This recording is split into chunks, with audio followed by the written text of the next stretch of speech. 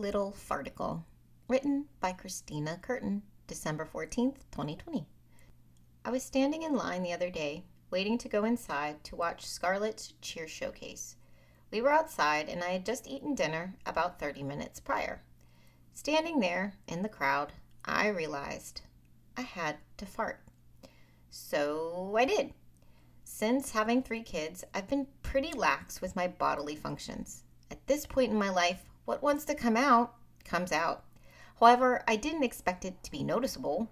Gauging the pressure in my rear, I thought it would be relatively quiet and easy to cover with the noise given the crowd. Wrong. It made a sound. Not a loud ripping sound or anything like that, but a sound nonetheless. Did anyone hear? I casually glanced back, and from my peripheral vision, I think I caught the people behind me staring. Good Lord, I immediately get embarrassed and quickly turned around.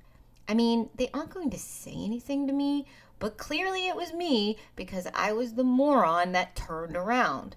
I should have played it cool and kept my eyes forward. For all they knew, it could have been the baby or Vince. I've been thinking about this fart for days. Why? Because I overanalyze everything, even farts.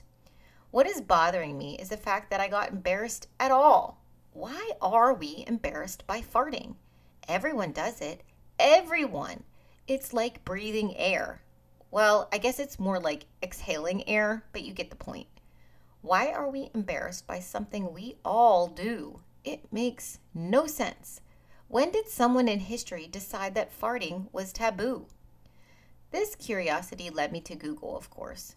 I stumbled upon a thread on Reddit, and it was truly hilarious. Some people have really researched this topic of farts and their evolution in history. It makes me both sad and proud of our human race. I didn't really get my answer, though. I found out that farts have been written about for ages, and that the world's first recorded joke was about farts.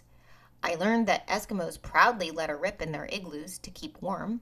I've learned a lot of things about farts, but still nothing that tells me why we decided it was something to be embarrassed about.